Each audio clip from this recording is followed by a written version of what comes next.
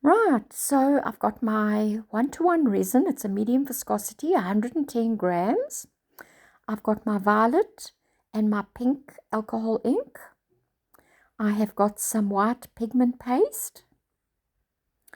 I've got a piping bag and I've got a little silicone container that I'm going to mix my white in.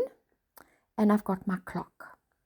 So I'm going to set my clock and I want to stir for 5 minutes and really make sure that my resin is really nice, stirred well, and I have sped this up. So it looks like I'm stirring very fast, but actually I'm not. So I just didn't want to make you have to sit through 5 minutes of stirring the resin. So once I've stirred for 5 minutes, I then let my resin stand for 18 minutes.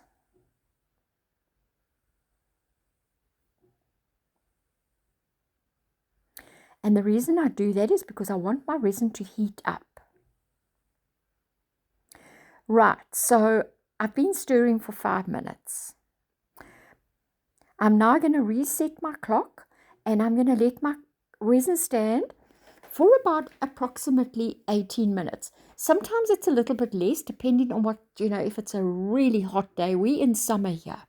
So if it's a hot day, sometimes it's a little bit less. But I want to get my resin to about a temperature of about 36 degrees. So hello everybody, my name is Janice. A massive welcome. Thank you for watching and I hope you're all doing well. So I have at long last received my resin that I ordered ages ago. And this is the resin I'm used to and I love. So my resin has been standing now for about 10 minutes. So I'm going to pour a little bit. It's about 20 grams, 20 to 25 grams that I pour into my little silicone cup. And I'm going to just add a little bit. I just kind of put some on the tip of my little stick there. It's not a lot. It's very strong. And then I stir that in really well and I put that into my piping bag. And then I'll just continue to let my resin stand. I'm going to be feeling my resin because I know the feel. I know if I feel my cup, I know when it's starting to heat up and when it gets to the right temperature. And I know about 18 minutes is about right for my resin. So you will have to experiment with your resin. It may be a little bit less, it may be a little bit more. Now, a lot of people ask me why I don't use a thermometer, just because I know my resin. But I'm going to use one today just to see what the temperature is like after my letting it stand for 18 minutes. And I'm hoping that it should be about 36 degrees. Now, I know that some people take these up a little bit higher, so you may have to do that. But for me, I find that my resin does work well at about a 36 degree Celsius temperature. So the reason you want your resin to heat up is because when you pour it into your mold, it starts cooling down and it contracts and it pulls towards the center. That's what forms your bloom and your petals. And then always give your alcohol inks a really good shake because sometimes, a lot of the pigment settles at the bottom. So you want to just make sure that you really giving it a good shake just to mix it in together all together again.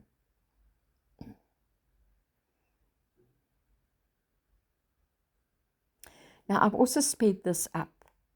So you're not having to sit through the whole 18 minutes of me waiting for my resin to heat up.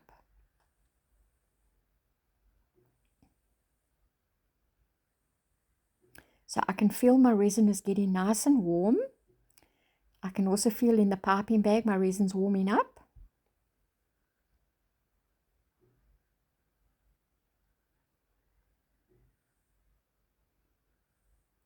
And I've reached my 18 minutes. I did use a thermometer just to see what the temperature was for those of you who like to rather work by that method. And my resin was 35.8. So it was just under 36 degrees Celsius.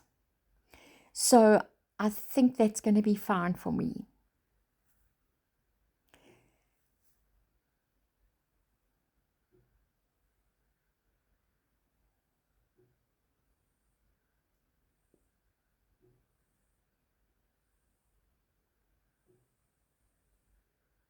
So once I've poured my resin into my mold, I try and work as quickly as I can because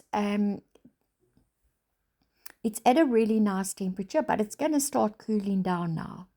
And that's what's going to pull your bloom and pull it towards the center of your mold. And then I just quickly went over it with my heat gun just to remove any of the bubbles.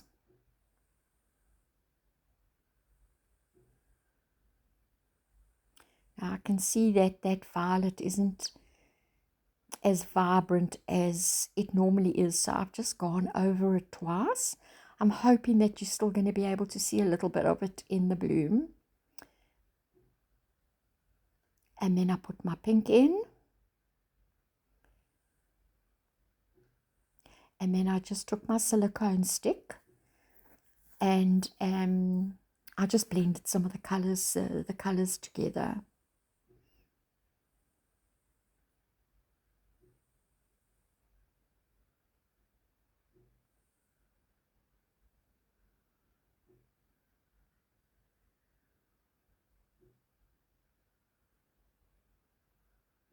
And then I'm going to use my piping bag now that's got my white pigment paste in it.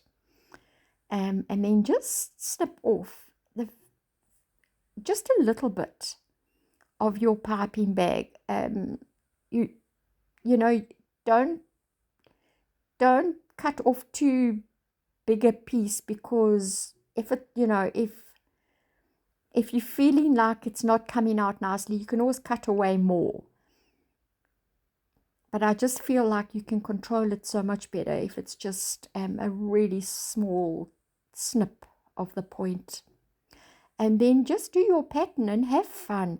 You don't have to be perfect. Try different patterns. I love trying different things. And you're going to always be surprised at how it actually turns out.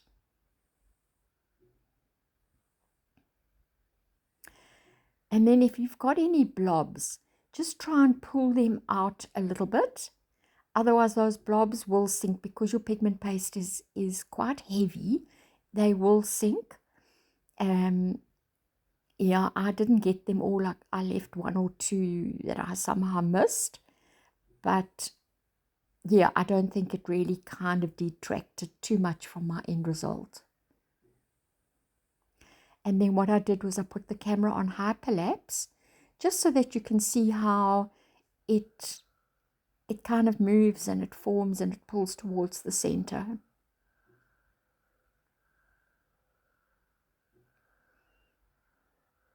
And then I covered it and I left it overnight to cure.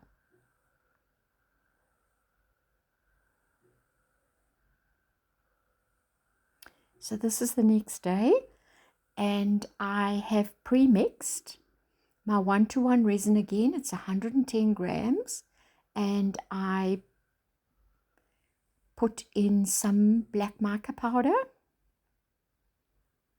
and that's going to be my backing. And then I took my heat gun and I went over it a few times just to pop any of the bubbles, covered it and left it again to cure.